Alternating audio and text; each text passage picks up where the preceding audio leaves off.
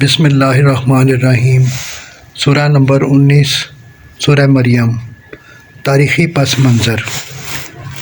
اس ہجرت سے مکہ کے گھر گھر میں کہرام مچ گیا، کیونکہ قریش کے بڑے اور چھوٹے خاندانوں میں سے کوئی ایسا نہ تھا جس کے چشم و چراغ ان مہاجرین میں شامل نہ ہوں۔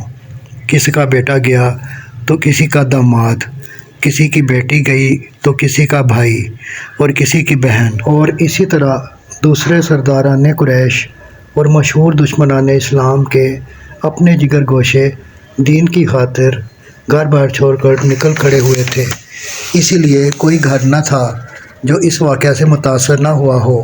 بعض لوگ اس کی وجہ سے اسلام دشمنی میں پہلے سے زیادہ سخت ہو گئے، اور بعض کے دلوں پر اس کا اثر ایسا ہوا کہ آخر کار وہ مسلمان ہو کر رہے۔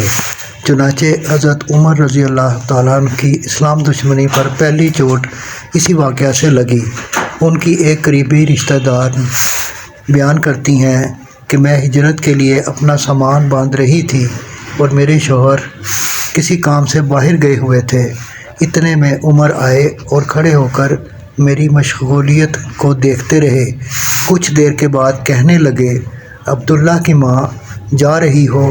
میں نے کہا، ہاں، خدا کی قسم تم لوگوں نے ہمیں بہت ستایا، خدا کی زمین کھلی پڑی ہے، اب ہم کسی ایسی جگہ چلے جائیں گے جہاں خدا ہمیں چین دے۔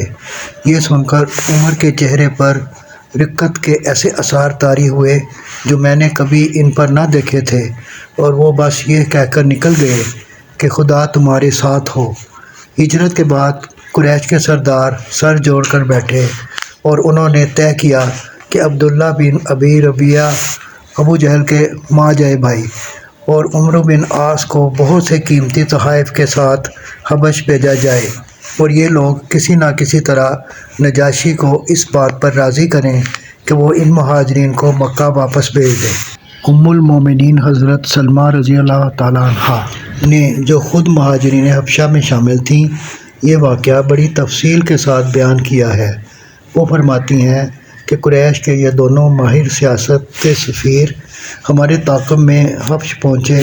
پہلے انہوں نے نجاشی کے ایمان سلطنت میں خوب ہدیے تقسیم کر کے سب کو اس بات پر راضی کر لیا کہ وہ مہاجرین کو واپس کرنے کے لیے نجاشی پر بالاتفاق زور دیں گے۔